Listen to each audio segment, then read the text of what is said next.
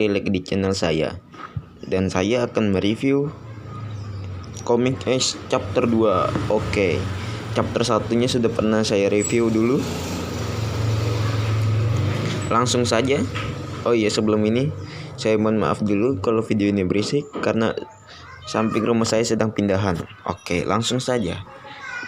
Chapter diawali dengan Ace yang sedang pamer jurus apinya kepada kru-krunya sambil berkata, "Setelah kita sampai di Sabaody, kita akan melewati dunia baru dan akan melawan Shirohige." Sombong kali ya. Padahal baru cuma makan buah logia api doang. Merah-merah Nomi. Ya, ini covernya diperlihatkan Luffy yang baru jadi bajak laut. Belum jadi bajak laut sih sebenarnya.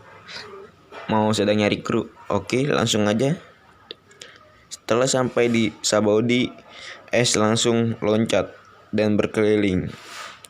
Dius yang sedang ngobrol dengan sang pelapis kapal, dan setelah kapal menyelam, Dius baru sadar kalau pelapis kapal itu adalah Rayleigh, sang wakil Raja Bajak Laut. Dius kaget kalau dia baru sadar karena dia setelah berpikir kalau itu adalah Rayleigh. Setelah mereka sampai di Pulau Manusia Ikan, mereka langsung diajak bertarung oleh salah satu manusia ikan yang benci dengan manusia. Tapi Ace mengalahkannya dengan mudah. Setelah Ace memasuki dunia baru, harga buronan Ace pun naik. Lalu mereka sampai di pulau yang dingin. Mungkin saja itu Penghazard ya. Dan Ace bertemu dengan Sebelum bertemu, Ace berkata kalau mereka akan melawan bajak laut rambut merah, Shanks. Kru Ace pada panik karena Ace ingin melawan Yonko. Tapi sayangnya Ace hanya berbohong. Setelah bajak laut Ace masuk ke gua dan di sana ada bajak laut Shanks. Bajak laut Shanks awalnya ingin melawan.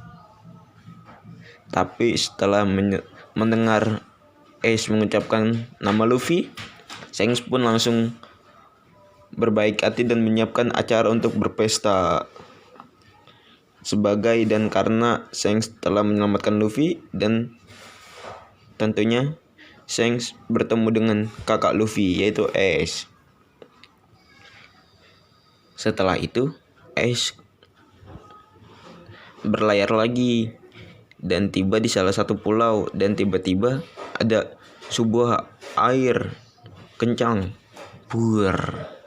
datang pada Ace, dan itu adalah sang kesatria laut Shichibukai, Jinbei. Mereka pun bertarung selama 5 hari 5 malam. Kru mereka hanya bisa melihat. Setelah cukup lama bertarung, tibalah sebuah kapal besar. Yang di sana terlihat seseorang, yaitu Yonko Shirohige.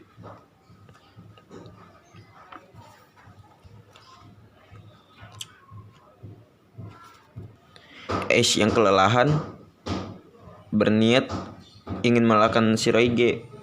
Ya, Ace pun sudah tahu kalau dia sudah kelelahan. Sudah 5 hari 5 malam dia berduel dengan Jinbei. Ace pun membiarkan krunya lari, sekaligus menyuruh untuk kabur. Ace yang sedang berduel dengan Shirohige dan kalah telak.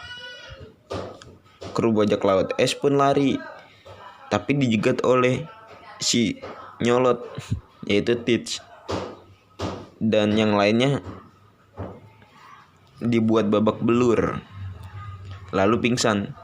Ace pun juga pingsan karena kelelahan.